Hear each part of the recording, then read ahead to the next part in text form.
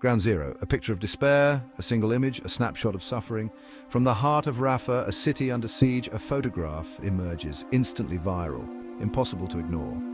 It depicts the brutal reality of the conflict's impact on civilians. This is not just another war photograph, it's a mirror reflecting the human cost of a conflict often shrouded in political rhetoric. It serves as a stark reminder of the brutal realities of war, especially for civilians caught in the crossfire. Rafah, a densely populated city in the Gaza Strip, has become synonymous with suffering and resilience. The recent escalation in violence has exacerbated an already dire humanitarian situation, leaving its inhabitants grappling with unimaginable loss and destruction. The image, shared millions of times online, has sparked outrage and despair, piercing through the fog of war and revealing the human faces of this ongoing tragedy. It's a call for empathy, a demand for accountability, and a stark reminder that behind the statistics lie real lives shattered by conflict. The power of this image lies not just in its graphic depiction of destruction, but also in its universality. It transcends geographical boundaries and cultural differences, resonating with anyone who has witnessed the horrors of war or felt the pain of loss. The haunted eyes of the subjects, frozen in time, speak volumes about the enduring human spirit even in the face of unimaginable adversity.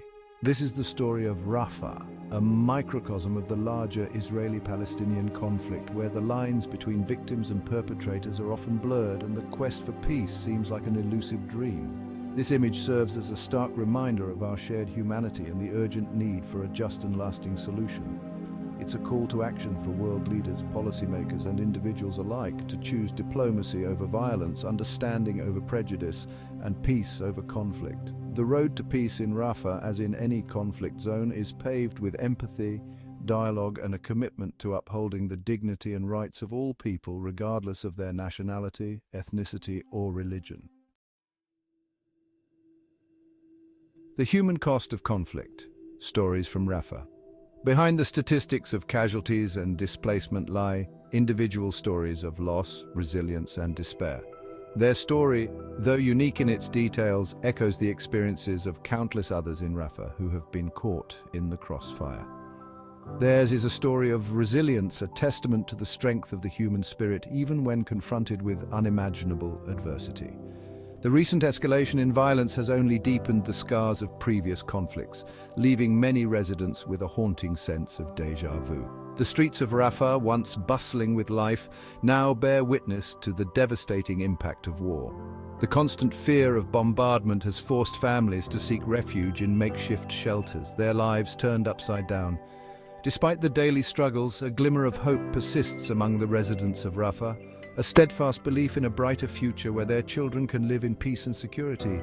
The international community must listen to these voices, acknowledge their suffering, and work towards a just and lasting solution.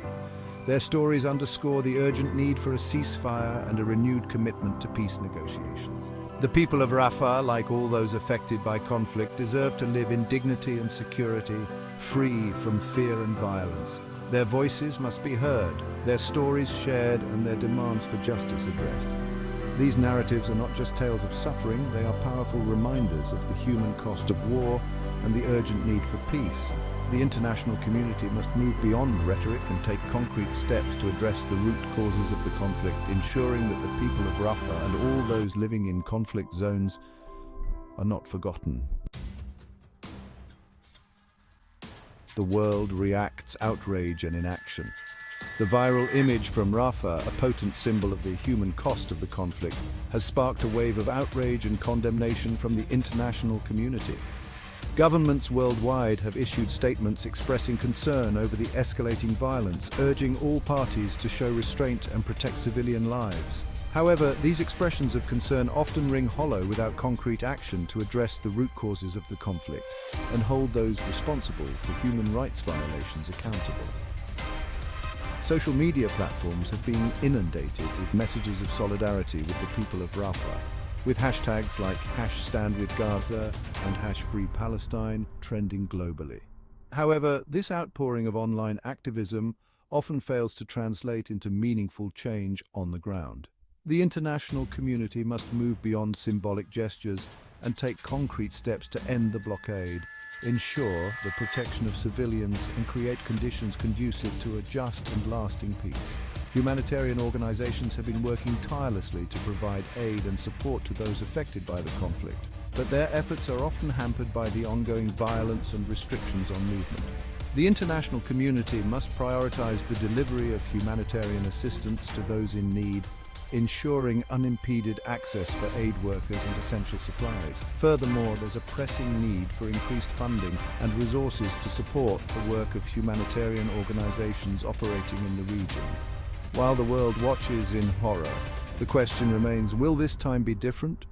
Will the international community finally act decisively to end the cycle of violence and deliver justice for the people of Rafah? The answer lies not in words, but in action, in concrete steps towards a just and lasting peace.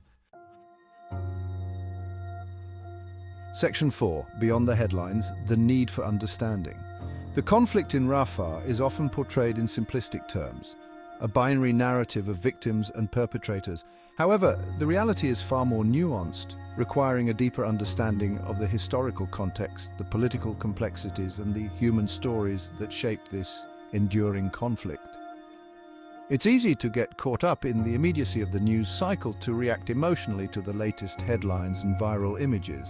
But to truly engage with the conflict in a meaningful way, we must look beyond the surface, delve into the historical context, and grapple with the complexities that have fueled decades of mistrust and violence. The Israeli-Palestinian conflict is rooted in a complex web of historical grievances, competing claims to land and resources, and a legacy of mistrust and violence. Understanding this historical context is crucial to moving beyond blame games and towards a just and lasting resolution. It's not about condoning violence or justifying human rights abuses. It's about recognizing the complexities of the situation and acknowledging the shared history of suffering and resilience that binds both Israelis and Palestinians. The media plays a crucial role in shaping public perception of the conflict. However, media coverage is often biased, skewed by political agendas, and influenced by powerful lobbies. It's essential to engage critically with media narratives, to question assumptions, and to seek out diverse perspectives from both sides of the conflict. Only through informed and balanced reporting can we hope to foster understanding and empathy, paving the way for a more nuanced and constructive public discourse. True understanding requires empathy, a willingness to see the world through the eyes of the other. It's about recognizing the shared humanity that binds us despite our differences, and acknowledging the common ground that exists even amidst conflict. This empathy is not a sign of weakness, but a source of strength, a catalyst for dialogue, and a foundation for building a more just and peaceful world. Section 5, a call to action, breaking the cycle of violence. The plight of Rafah is a stark reminder that silence is not an option. We cannot remain bystanders to suffering, indifferent to injustice. It's time to move beyond hashtags and social media activism and demand concrete action from our leaders and ourselves. We must hold our elected officials accountable for their policies, urging them to prioritize diplomacy, conflict resolution, and human rights in their dealings with the region. The international community has a moral obligation to intervene, not with more military force, but with the power of diplomacy and a commitment to justice. This means ending the blockade of Gaza, ensuring the protection of civilians, and creating conditions conducive to a just and lasting peace. It also means holding all parties accountable for human rights violations and working towards a future where both Israelis and Palestinians can live in peace and security. Education is a powerful tool for combating prejudice and promoting understanding. We must challenge narratives of hate and division, promoting empathy, dialogue, and respect for the other. This includes supporting educational initiatives that foster cross-cultural understanding and providing platforms for Israelis and Palestinians to share their stories and perspectives. It's about building bridges of understanding, fostering empathy, and creating a generation that chooses peace over conflict. The path to peace in Rafah, as in any conflict zone, is paved with dialogue, empathy, and a commitment to justice. Let us not allow the viral image from Rafah to fade from our collective memory. Let it serve as a constant reminder of our shared humanity, our responsibility to act, and our unwavering belief in the power of peace. The future of Rafah, and indeed the future of humanity, depends on our collective will to break the cycle of violence and build a world where all people can live in dignity and peace.